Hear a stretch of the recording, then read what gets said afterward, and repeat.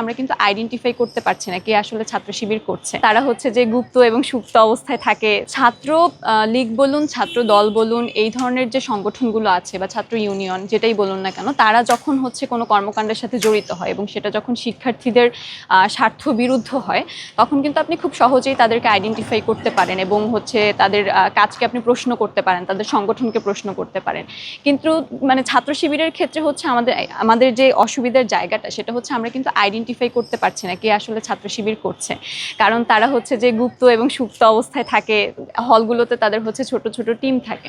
তো এই জায়গাটাতে আমার মনে হয় যে ছাত্র শিবিরের সুযোগ আছে এই টিমগুলোকে হচ্ছে সামনে নিয়ে আসা, যদিও তারা আসবে না, বিকজ এই জায়গাটা থেকে তো তারা আসলে অ্যাডভান্টেজ পায় এক ধরনের। যেমন আপনি এখন চিন্তা করতে পারেন যে কী ধরনের অ্যাডভান্টেজ তারা পেয়ে থাকে। প্রথম কথা হচ্ছে যে মনে করেন কেউ একজন ছাত্র শিবিরের সাথে জড়িত, কিন্তু সে একটা কোনো একটা হচ্ছে যে শিক্ষার্থীদের স্বার্থ বিরুদ্ধে কোনো একটা কাজ করলো, তখন যেহেতু তার নাম ছাত্র শিবিরের সাথে সরাসরি যুক্ত না, তারা চাইলেই এটাকে হচ্ছে যে বলতে পারে যে সে আমাদের সংগঠনের সাথে যুক্ত না বা সংগঠন এটার দায় নিবে না। আবার আরও একটা জিনিস, এবারের নির্বাচনে আমরা যেটা দেখেছি যে ছাত্র শিবিরের সাথে অনেকে জড়িত, তো তারা হচ্ছে যে একটা চিরকুট আপনারা সবাই দেখে থাকবেন, একটা নাম সহ সবার গেছে। তো এটা ওরা কাদের মাধ্যমে আসলে প্রচার করেছে? এটা হচ্ছে যাদের একটু ফেস ভ্যালু ভালো আছে বা যারা হচ্ছে যে ডিপার্টমেন্টগুলোতে একটু টপার, ভালো রেজাল্ট করছে, সবার ভিতর গ্রহণযোগ্যতা আছে, তাদের মাধ্যমে এটা তারা ছড়িয়ে দিতে চেয়েছে। তো কেউ একজন রাজনৈতিক একটা পরিচয় নিয়ে যখন আমার কাছে কারো ব্যাপারে কাউকে ইন্ডোর্স করতে আসবে, তখন আমি জিনিসটা যতটা না ভালোভাবে একসেপ্ট করব। কেউ যদি সাধারণ শিক্ষার্থী বলে নিজেকে আমার সামনে অন্যকে উপস্থাপন করে বা বলে যে দোস্ত তাকে ভোটটা দিস, সে ভালো, তখন কিন্তু জিনিসটার অ্যাকসেপ্টেন্সি আরও বেড়ে যায় আর কি।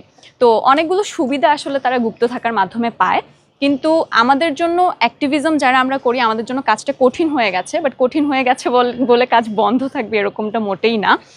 আপনি দেখবেন যে নির্বাচনের পর কিন্তু আমরা অনেককেই হচ্ছে এরকম আইডেন্টিফাই করতে পেরেছি। মানে যদিও শিবির বললেই তারা বলছে যে ট্যাগ দেওয়া হচ্ছে বা এরকম কিছু, বাট আমার মনে হয় না যে কেউ শিবির করছে বলেই তাকে ট্যাগ করা হচ্ছে বা এই ধরনের কিছু।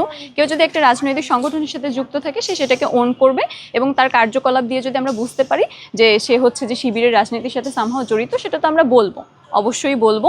এবং এখানে আসলে হচ্ছে ওই যে ট্যাগিং কালচারটা তো চলছে না। মানে ছাত্রলীগে যখন থেকে হচ্ছে যে শেখ হাসিনার পতন হলো, তারপর থেকে কিন্তু ট্যাগিং কালচারটাকে অলরেডি মানুষজন হচ্ছে সাইড করে দিয়েছে, ওটা তো অলরেডি চলছে না এখন। মানে এইখানে হচ্ছে যে এই ট্যাগিং কালচারের কথা বলে আমি যদি হচ্ছে আমার নিজের পরিচয়কে গোপন করে কোনো সুযোগ সুবিধা নিতে চাই, সেটা আসলে সম্ভব না।